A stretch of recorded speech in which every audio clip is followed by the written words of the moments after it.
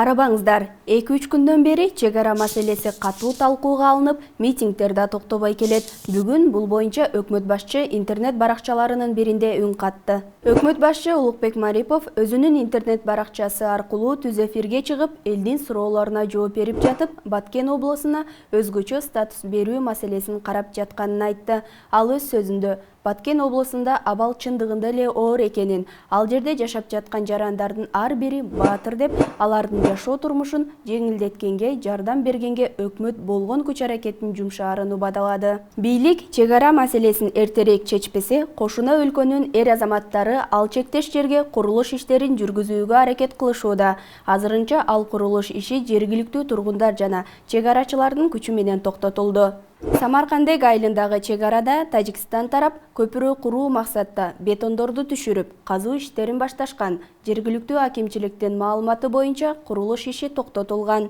Бул окуя боюнча эки өлкөнүн чек ара кызматкерлери жана жергиликтүү бийлик өкүлдөрү жолугуп, сүйлөшүү жүргүзүшүп, курулуш иши башталган аймак Кыргызстанга таандык экени такталгандан кийин тажикстандыктар шаймандарын жана бетондорун алып чыгып кетишти. Казылган жай калыбына келтирилди, деп билдирет акимчиликтин маалыматында.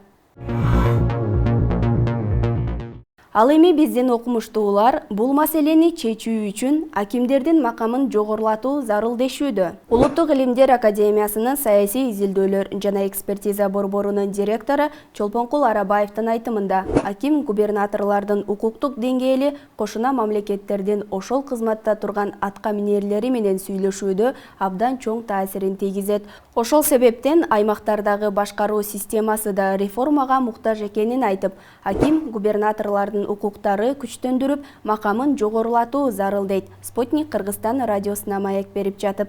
Кымбатчылык бардык жактан курчап келатат окшойт. Эми Кыргызстанда мартта күйүүчү май кымбатташы мүмкүн деп коркутушууда. Нефтетрейдерлер ассоциациясынын ушул жылдын март айында Кыргызстанда күйүүчү майдын баасы 9-10% кымбатташы ыктымал экенин жана бул боюнча бааны кескин көтөрүлүшүнө каршы аракеттер жасалып жатканын интернет баракчаларга маалымдашты. Республиканын аймагындагы күйүүчү май ага болгон суроо талапты жана Россиядагы заводдордогу бааларды анализдеп көрүп, март айында кара майдын баасы орто эсеп менен 9-10% кымбатташы ыктымал деген бүтүмгө келдик, деп жазылат маалыматта. Кымбатчылык жанга батканбы? Бир тергөөчү пара алды деп шектелип кармалды. Экономикалык кылмыштарга каршы күрөшүү кызматынын басма сөз кызматы Ленин райондук ички иштер бөлүмүнүн тергөөчүсү пара алууга шектелип кармалганын маалымдады. Буга чейин арыздануучу АК аттуу жаран тергөөчү андан акча талап кылып жатканын билдирген. Бишкек ШИИБдин ички иликтөө кызматы менен биргеликте жүргүзүлгөн текшерүүнүн натыйжасында шектүү КН РИИБдин имаратынын ичинде акча алып жаткан жеринен кармалган. Бул тууралуу тергөө иши башталып, тергөөчү 1-май райондук соту тарабынан СИЗО-1 мекемесине 2 айга камакка алынды. Тергөө жүрүп жатат.